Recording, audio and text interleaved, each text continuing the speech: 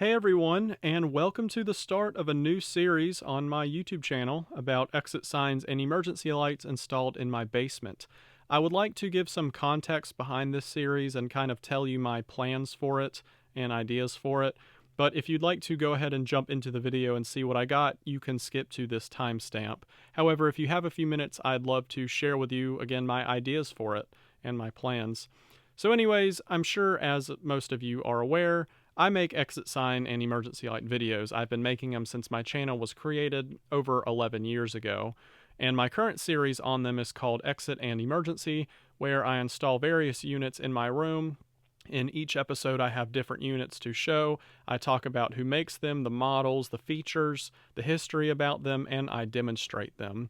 And that's a great series. I'm not discontinuing it. It's still going to be around, but I'm introducing a new series to join it. I guess you could almost consider it a spin-off of Exit and Emergency, the basement exit signs and emergency lights.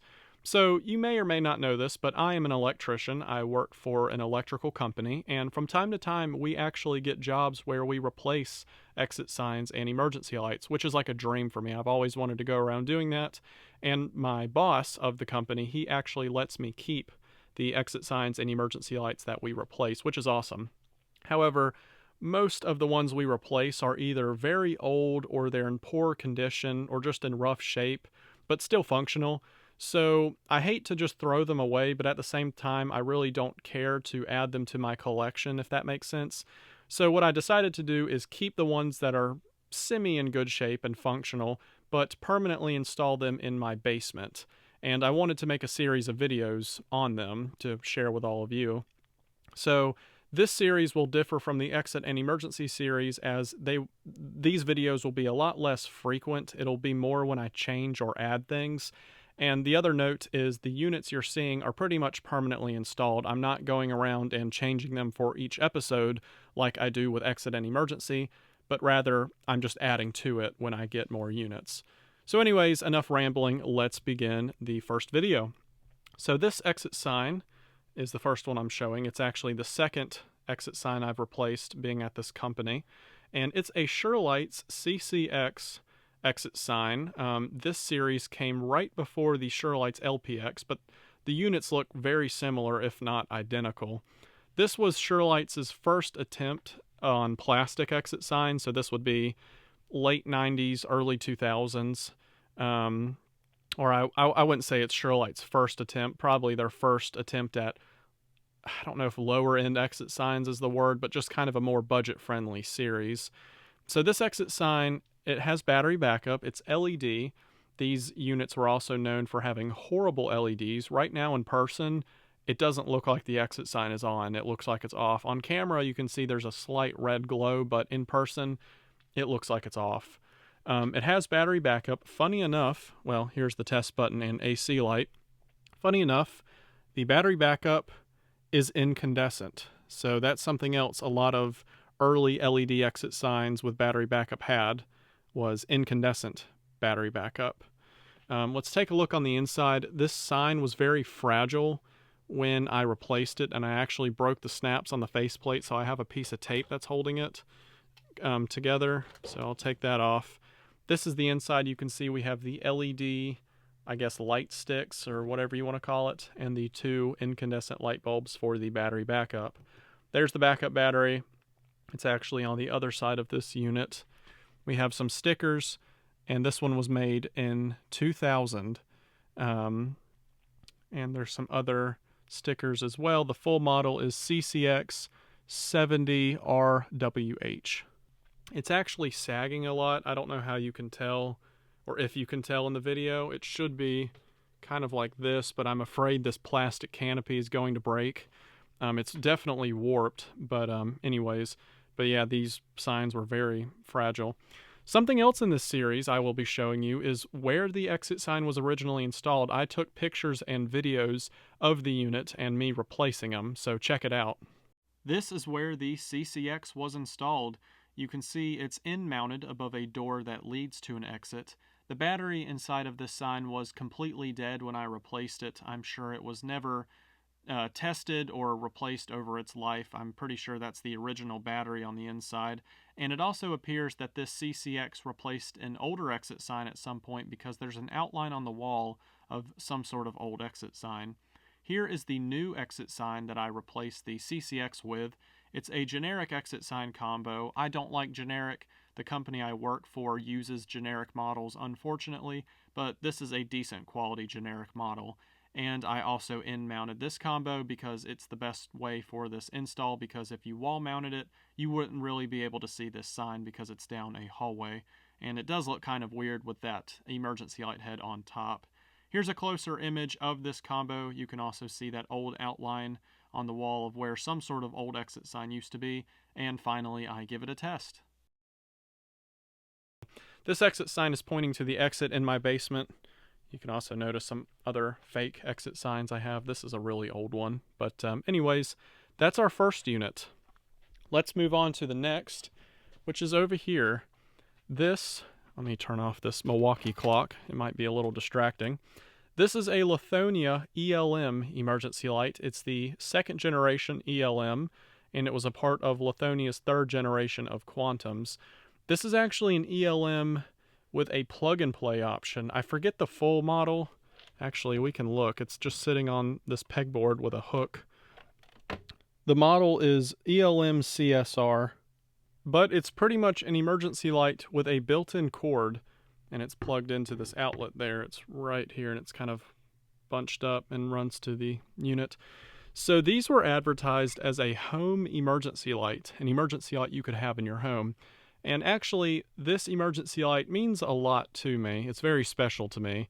I guess not this particular unit, but the model itself, as it was my first ever emergency light I got a long time ago, probably over 15 years ago. Actually, even longer than that, maybe. But when I first got interested in exit signs and emergency lights, I got one of these, again, first unit ever, as a birthday present or Christmas present. I can't remember, one of the two. But Home Depot used to sell these, and that's where my parents bought one. But they're really awesome. And again, this particular unit is not the first one I had. The backstory behind this unit is it was installed in a warehouse, the only emergency light in the warehouse. And when we were doing some electrical upgrades, we put in some actual hardwired exit signs and emergency lights. So I replaced, or I guess more, removed this emergency light. But again, it works just fine. It has the original battery on the inside. It still works. And it's great. It's a fixed optics or non-adjustable unit. But overall, it's kind of neat. Most exit sign manufacturers do not make emergency lights with cords anymore. I want to say it was kind of a 90s, 2000s thing where a lot of manufacturers offered a like home emergency light that had a extension cord built in. But anyways, just pretty cool. And it's over here on this pegboard. I do not have any pictures or videos of this one. It was more a last minute thing that I took it down. But it's over here. So pretty cool. Let's move on to the last unit. It's actually a combo. And here it is. This is a generic exit sign combo. These are originally made by a company called Yao-Lixin. It has LED exit letters with incandescent emergency light heads. This is the style that you can push the head over the sign or kind of to the bottom. But I have them kind of angled like this. I've always liked the combos kind of in this adjustment. So I do have one of these in my collection already. And this one's pretty much the exact same model. It has expanded capacity or remote capacity. I don't have any remote heads to it, so it's just acting as an expanded capacity combo. We can give it a test. It works just great. I do have new batteries on the inside because the ones that were in it were actually, one was dead, the other one was about to die, so I just went ahead and replaced the batteries. Let's check out where it was installed. Here's where this generic combo was installed. It actually worked fine when I replaced it, even though the battery was a little bit weak. Here's the inside of this combo. I removed one of the batteries and disconnected the other. Here it is uninstalled, laying on a table. It was a little dirty when I removed it, but it's been installed for a long time, so I guess that makes sense. This is the new combo. Again, it's the same generic model like we saw earlier. This one actually has remote capacity because we will be installing a new remote head outside. There was not one originally. The combo has been opened up. I have my knockouts made and my wiring connections ready. This is the combo installed, ready to be wired. And the combo has been wired up, so now we just need to adjust the heads on it. Here's the remote head outside, brand new installation. It's a generic remote head. I really don't like these, they're not good. And here's the sign installed. The heads have been properly adjusted, the battery's connected, and it's ready to go. So we just need to give it a test now. I have a stick or a broom that I was using. The combo works great and is okay in brightness for this area.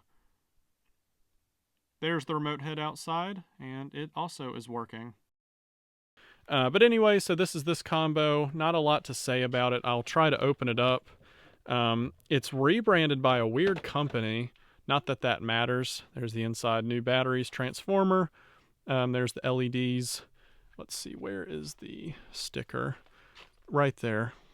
So it's rebranded by a company called Genlyte Thomas Group. I don't know who that is. I don't think I found any information on them either. So probably just some obscure company out there that rebranded exit signs and sold them. But anyway, so that's all with this combo. Really nothing noteworthy. Struggling to put this faceplate on. The only thing that's not original with this install is the right arrow. The original one, as you saw, it was directly above an exit door. But I didn't really have anywhere else I could put this combo, so I just decided to put it over in this corner with the right arrow punched out. And if we walk this way, we eventually get to the exit door. So let's cut the power down here and see how these units perform. We are in emergency mode. Here is the Shurlite CCX, a lot brighter, and you can actually see it now, pointing to the exit. We have the Lithonia ELM doing an okay job, lighting up the space. Again, it's fixed optics. You can't adjust it, so it's kind of just dimly lighting up the space. But it's fine. It's okay. It's good for this small area. Enough to see around. There's the CCX. Let's come over here to the generic combo. Also doing a decent job for this space. You can see it kind of lights up this area, which is what we like to see. So there you go. So that's going to conclude the first episode of Basement Exit Signs and Emergency Lights. I hope you enjoy this new series. Let me know what you think of it. And I do have some more exit signs I'll be adding. Some we are planning to replace very soon, so there'll be more to come. But anyways, that's all for this video. Thanks so much for watching. If you'd like to check out some of the other exit sign videos on my channel, please feel free to do so, or maybe there's some other videos you will find interesting. So that's all. Thanks again for watching, and I'll see you later.